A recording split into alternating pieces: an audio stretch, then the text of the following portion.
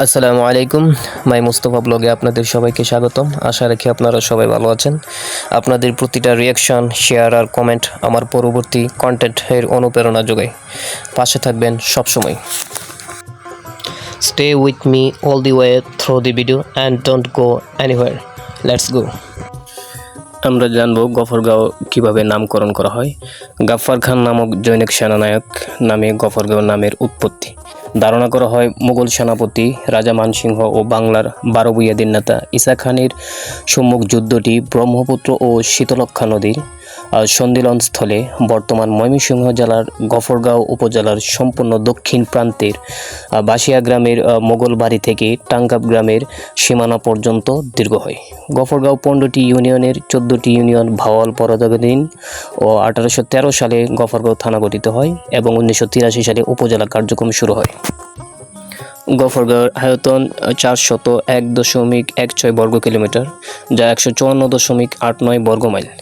ময়মনসিংহ জেলার সদর থেকে রেলপথ ও সড়কপথে গফরগাঁও উপজেলা সদরের দূরত্ব 39 কিলোমিটার এবং রাজধানী ঢাকা থেকে 86 কিলোমিটার। গফরগাঁও বুক চিরে রেলপথটি বয়ে গেছে ঢাকা থেকে উত্তরাঞ্চলের দিকে।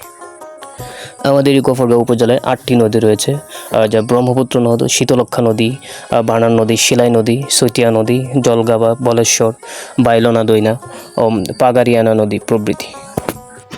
আমি গফরগাঁও কিছু ব্যক্তিবর্গকে শ্রদ্ধা করে স্মরণ করছি, যাদের অবদানের কারণেই বাংলাদেশের মানচিত্রে গফরগাঁওকে অন্যভাবে চিনতে পারছে মানুষ। আব্দুল জব্বার বাশা শহীদ, শামসুল হুদা পাঁচবাগী, 1869 থেকে 1988 সাবেক এমপি, ব্রিটিশ ভারতের স্বাধীন বাংলার দাবিতে প্রথম রাজবন্দী ভাষা সৈনিক, বহুভাষিক ইসলামী শিক্ষাবিদ ও সাহিত্যিক ও পত্রিকা সম্পাদক যিনি ছিলেন।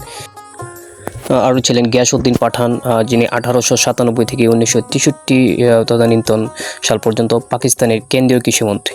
গফরগাঁও আরও উল্লেখযোগ্য ব্যক্তিবর্গ রয়েছে, তবে আমি আন্তরিকভাবে দুঃখিত তাদের সবার নামে ভিডিওতে বলা সম্ভব নয়, তাহলে ভিডিওটা অনেক লম্বা হয়ে যাবে। আলহামদুলিল্লাহ, আমাদের গফরগাঁওয়ে অনেক কলেজ, উচ্চ বিদ্যালয়, আলিম ফাজিল মাদ্রাসা ও হেফজ এতিমখানা মাদ্রাসা রয়েছে। আমরা এই পর্যায়ে গফরগাঁও 15টি ইউনিয়নের নাম জেনে নেব। 1 নং রসুলপুর, 2 নং বারোবাড়িয়া, 3 নং চরালগি, 4 নং শালটিয়া, 5 নং যশোরা, 6 নং রাওনা, 8 নং গফরগাঁও, 7 নং মশাখালী, 9 নং পাঁচবাগ, 10 নং উস্তি, 11 নং লঙ্গাইর, 12 নং পাইথল, 13 নং দত্তের বাজার, 14 নং নিগুয়ারি ও 15 নং টাঙ্গাবাড়িয়া। গফরগাঁও সম্বন্ধে ভাই কী বলবো, যেখানে প্রতিটি গলিতেই গল্প আর প্রতিটা মানুষই এক একটা জীবন্ত ইতিহাস। এইটাই ছিল গফরগাঁও গল্প, নদী, মাটি, মানুষ আর স্মৃতির মেলবন্ধন।